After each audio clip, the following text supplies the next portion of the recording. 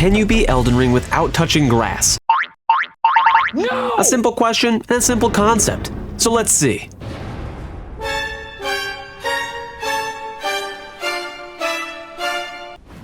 As every great challenge starts, we spawn in the Chapel of Anticipation, and lo and behold, we're immediately met with an obstacle. Green tendrils flaring up from the ground to destroy our run from even starting. But if we take a closer look, the land in front of this doorway is dirt, and grass may grow from dirt, but don't get it twisted, we're luckily safe in this instance.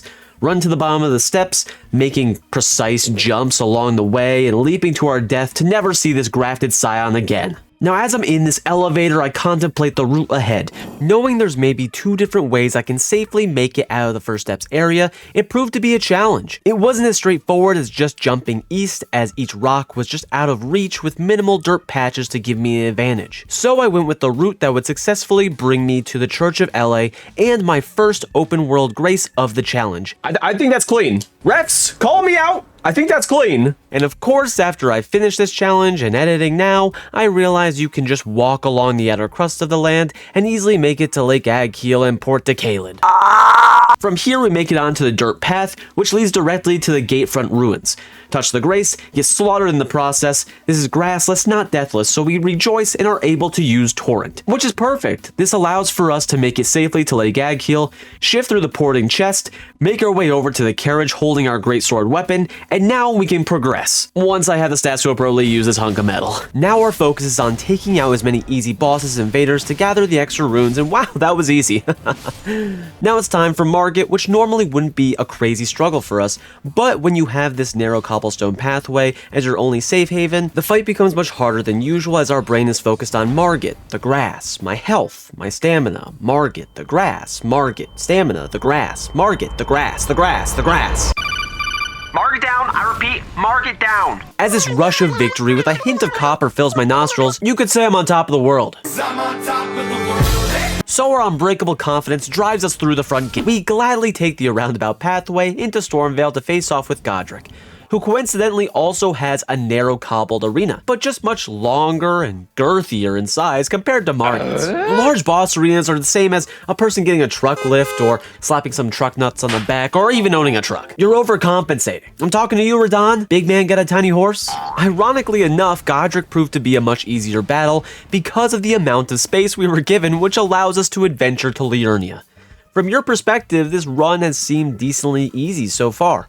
Just jump to the rocks on the outer edges or follow the main pathways to avoid any bit of Mother Earth dragging us into her blasphemous soil, and you are relatively correct. But a massive crux of this challenge is based off attrition. I don't have very many flasks throughout this run, and only heal for tiny amounts at this point, and that's because I can't freely pick up golden seeds or sacred tears. Most are found on grass or flowers, which technically counts as grass, you'll see later, which is why I decided to take the golden seed gift at the beginning and perform cold-blooded murder on Kenneth Height, who also drops a golden seed. Besides these, I wasn't too sure how else I could acquire them, so I had to get creative.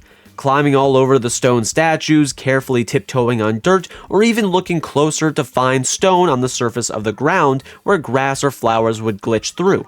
A statement I made very early on was that if grass glitched through any stone, it wouldn't count towards our detriment. And with all of that gathering, we really were only able to upgrade our flask a few times. But that's not all, because tunnel and cave entrances were littered with grass to the point where I didn't think I would be able to make it through without constantly trying over and over. I decided to completely do away with them, which meant our greatsword would need to be replaced with a somber weapon down the road. And I knew the perfect weapon to accompany this run, a true bane to all grass-loving occultists in the lands between, the Giza Wheel. Now this is dropped in Volcano Manor after you kill the invader of Giza, which means we have to get to Altus. We grabbed both Dectus medallions early on, and I'm gonna be totally upfront with you, I committed a cardinal sin. When traveling in Caelid and rushing through Fort Feroth, I just ran through bushels of grass. I don't know if I had a stroke, if I was even cognizant during this period of time. I literally didn't even know that I did it until I was editing, and then I realized, this is an imposter, a plant, a literal plant from big grass companies. They really don't want you to succeed. But for betraying the Grassless run, I decided to donate $25 to the Nature Conservancy of New York, which works to restore, protect, and preserve forest, wildlife, and marine life. I think that at least absolves me for what has happened today. Anyways, we grabbed the 2 Dectus medallions, travel across Liurnia, which is primarily water, managed to use a spirit spring without touching any grass, but instead lodging my head into the tree just enough to be in range to travel upwards and take the path to the lift to Altus. I could already smell the sulfur emitting from Volcano Manor. That could also have just been my lunch, but in typical fashion, my neurons were firing in too many directions that I decided, let's face off against the Draconic tree Sentinel while we're here. Travel along the rocks, leaping with grace and confidence, considering I've been doing this for hours at this point, and reach the precipice of the Draconic tree Sentinel's battlegrounds.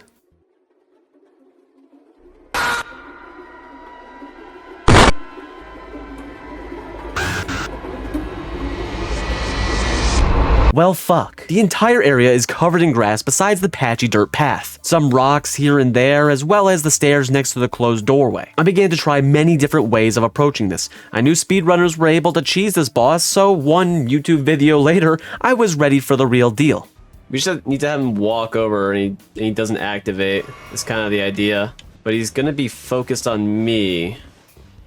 We're just gonna try this.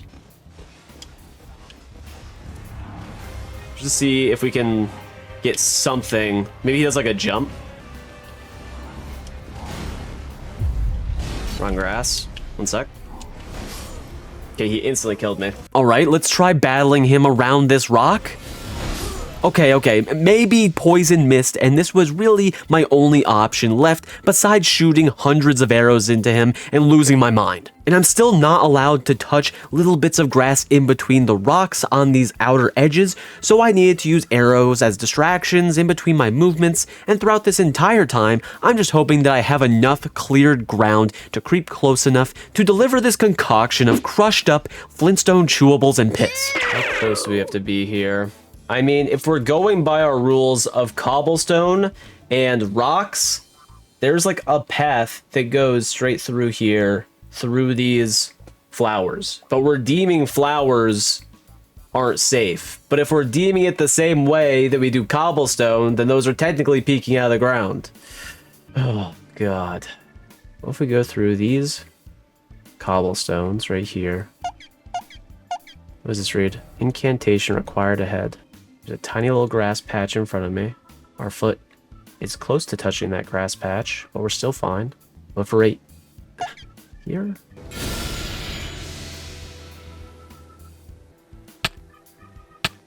Refs, call it! Call it, refs! Refs, you can call it, but I'm not listening. Luckily, our squid-like toes molded around the grass strands to be able to pocket stay on DTS for the next, 20 minutes. With the boss slain and the doors open, we can finally do nothing here. Because we still need to vanquish another shard bearer. I'm telling you, this is the most jumbled run of Elden Ring you've ever laid your eyes upon, and it's the epitome of never let him know your next move. So we sling back over to Liurnia in hopes to obtain the Academy key to get into Raya Lucaria. But from my knowledge, and I knew this coming in, the key was on an Academy caster's body upon a swath of grass. We just need to land on his head or his body, which is impossible. You can't use the body for a solid point of contact, and you can't acquire the key, which means Rennala and the school systems here are not destroyed. Our world leaders should take notes. This leaves defeating Rykard or Radahn. We already have access to Altus and need the Giza wheel from Volcano Manor, so Rykard was the most logical choice. We travel all the way up Mount Gelmir, which took a bit of time because of the many accidental grass touches. Anytime during this run, if I did touch grass, I would have to travel to my previous grace, or any grace in general, as long as I stopped what I was doing to reset, as that felt like a good enough punishment while also being a time consumer. And yes, if Torrent touches grass as well, we have to go back. They just glitched this guy out, so he just never... So he just left? I think this dude just fucking left. Oh, wait, he's right there. Uh-oh. Uh-oh.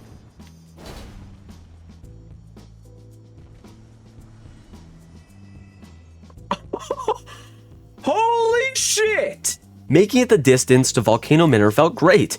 Steal the wheel from Giza like we're Swiper from Dora the Explorer. Easily rush through this legacy dungeon as any grass in sight was burned away from that immense heat, and face off with Godskin Noble. We die a couple times, and once again, Squirrel Brain says, let's kill Radahn. So I drop everything that I'm doing and travel to Castle Redmane. We dodge minimal grass here and there, take on Radahn, we kill Radahn, and from here, we travel to the capital Rampart Grace in Altus to access the Langdale capital as our eyes are set on beating Goldfrey's transparent ass. And of course, this arena has golden supergrass, way more powerful and seductive than your run-of-the-mill grass. And since our squiddy character is underleveled at this point, we need the power of marine biology relations to boost our underwhelming character. So we snag the jellyfish shield, which gives +5 damage and +5 friendship. You know, usually they're supposed to be doing a ton more damage because you're supposed to be a little bit more leveled.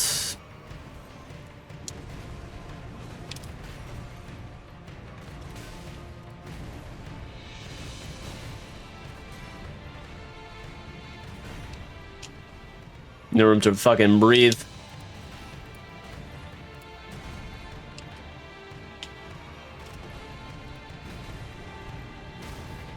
Okay, we can fucking knock him, Jesus Christ. I literally couldn't remember if we could or not. I accidentally healed right here too. I meant to buff. It's accident. Guess we'll just go in raw.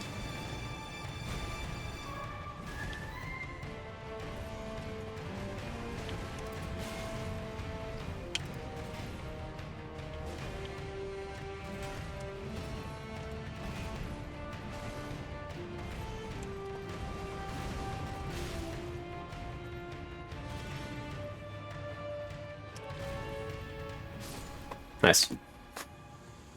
Nice job. Didn't need the heal. We just healed to flex on him, you know? This victory meant a boost in confidence and a one-way ticket back to Volcano Manor to turning the Godskin Doughboy into clean-cut holiday cookies.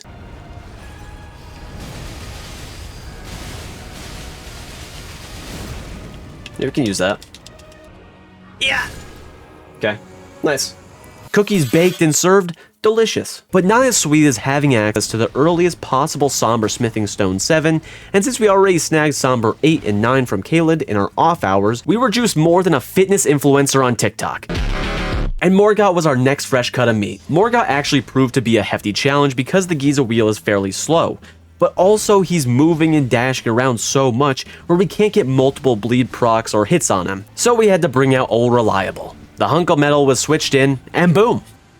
I mean, when it comes to Lion's Clawing, I mean, there's just nothing to it, man. Rest in piss, you won't be missed. Onto the very massive and desolate land of the Mountaintops of the Giants, which originally I thought had no grass and we would have a nice cruise to the end.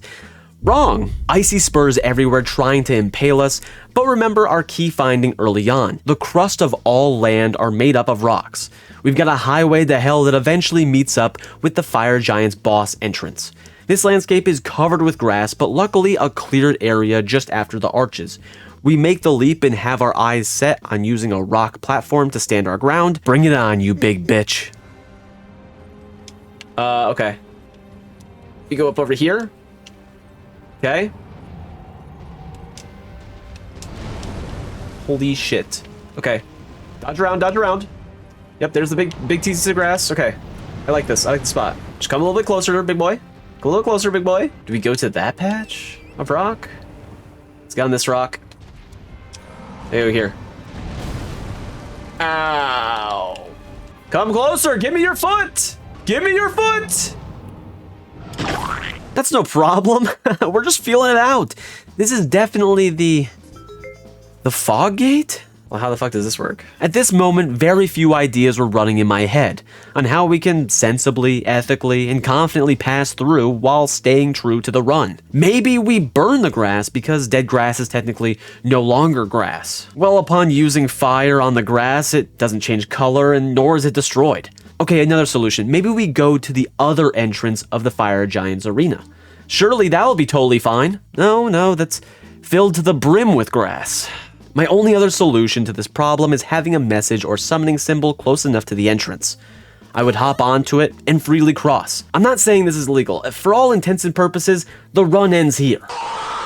And realistically, the only way to finish a grassless run is by going through the entire game, getting to the fire giant, and killing him on your first try. While another 20 hours of going through the game completely grassless would be so totally fun, we did not do that. I think this use of messages and summoning signs was a fun and collaborative way of finishing the run. So I wanted to say thank you to Hai. I appreciate the assistance during my time of need. I will say the fire giant was one of the more puzzling bosses to face during this grassless adventure because there were very few areas in his frozen arena to stand and fight. Tons of patchy florals beaming from his frozen hellscape, and the successful attempt you're watching easily took many minutes to find proper openings, so I'll save you the snooze fest, but if you are looking to see the full extent of the fire giant fight, or any of the bosses, all VODs from this run will be in the description below. Now, after many attempts and continuous message jumping, we blasted through the fire giant, and are transported out to Farum Azula.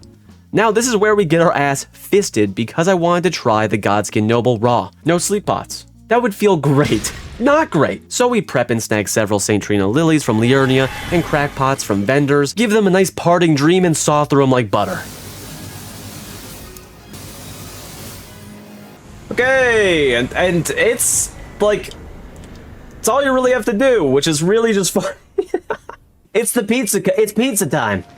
It's pizza time. Pizza time. With the duo down, we're over to Maliketh, who again took an egregiously long time. Whether it be from my lack of levels or inexperience, we struggled, but finally got the job done.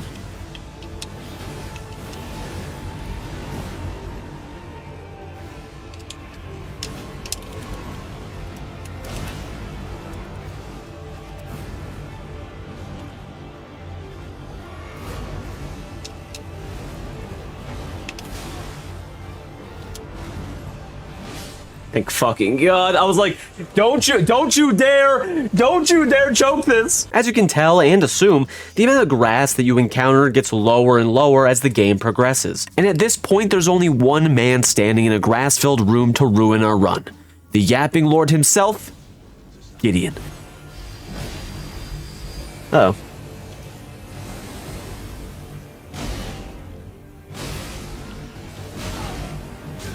I'm done. No.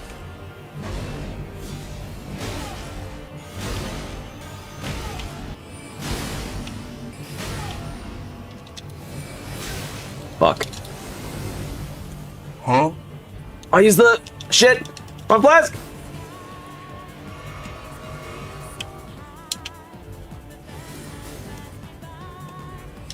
No.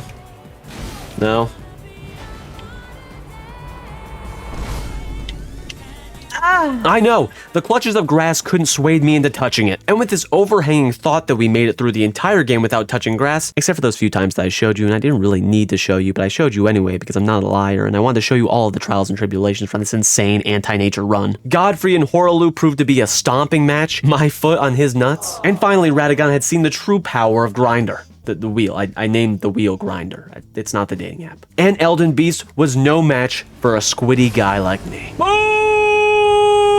Grassless done! While Squiddy has become a true grassless lord, there's still much to conquer in the Shadow Realm. But I think that's a story for another time. Thank you so much for watching, and I'll see you in the next one.